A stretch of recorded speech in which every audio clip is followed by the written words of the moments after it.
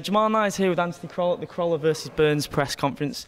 And you're looking quite low-key today without the usual flashy suit that you go for. I had to make a change for sponsorship purposes, but yeah, no, it's good to be here.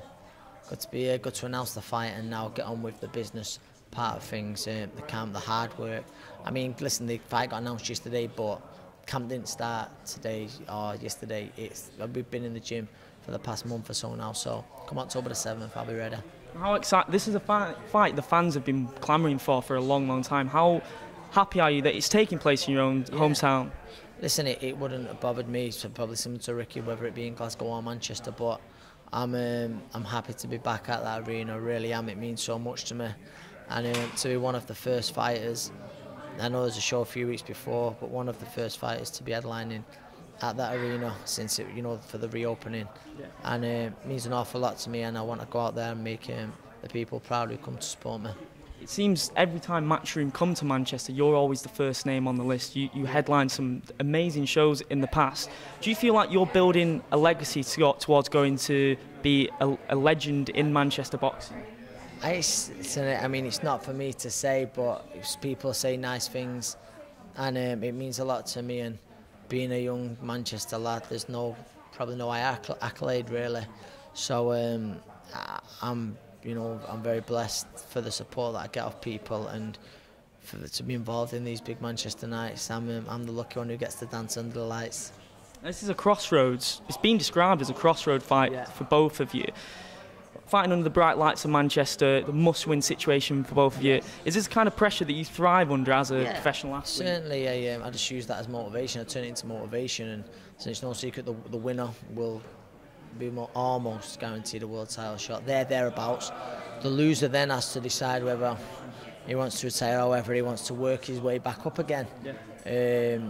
So there's awful lot at stake.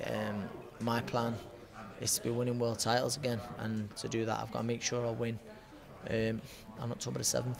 With a win, would you be potentially looking at a Manchester super fight with Terry Flanagan? That's a fight that's been long discussed in the city, hasn't it? A while now, hasn't it? Yeah. I know Terry's got his mandatory against Felix Verdeo. Me or Terry haven't got a problem with the fight, despite what some people say. It's just obviously there's a lot of politics involved. But Terry comes through his mandatory against Verdeo. I come through here on October the 7th. It makes that fight a possibility again, and it's certainly something we've got no problem with, and put a great night on for the city. Now, just to quickly mention, the loser, there has been talk of potentially hanging the gloves up. Is that something you even thought about? I've not thought about that at all. Like you say, like I said earlier though, I'm under no illusions the loser will be a tough old road back to the top level. Or if you are at the top level, you get brought in as an opponent. I'm under no illusions on that side of things. But we'll see. We'll see. Like I say, I'm confident I come out victorious on October the 7th and move on to big things. But yeah, Ricky's a great fighter. I know I'm going to have to be at my very best, but these are the challenges that I thrive on. You mentioned in the press conference that you will be thinking tactically going into the fight, but you feel there will be a moment where you guys are just going to meet in the middle and throw down. How early on do you think that's going to be? It could be early, it could be midway, but I think it both comes out with the tactics that we come out with. If we both come out to start fast, it could happen as early as round 1 and 2.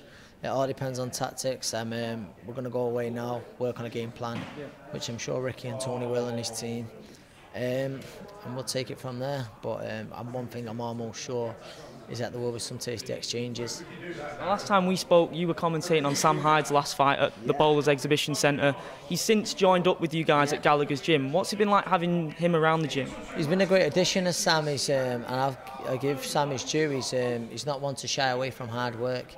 Works very hard, and big cruiserweight, some people seem to see the big guys don't work so hard, but he's putting all the effort that's been asked of him, and every credit to Sam, and he's exciting to be around. He's a good lad as well, another Manchester lad, so we'll have him there on the night, so it'll be good to have him. You also have your gym partner Callum Smith taking part in the World Boxing Series. How do you think he fares against the likes of Groves and Eubank Jr.? A little bit biased, but I think he can go all the way. And I think Callum, certainly on paper for me, he has, I don't want to say the easier and be disrespectful, but the more, the easier route to the final. Anything can happen in boxing.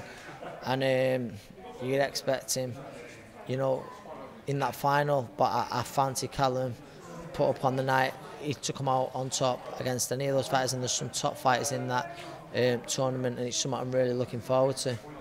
Now, just quickly before we go, have you got a prediction for fight night?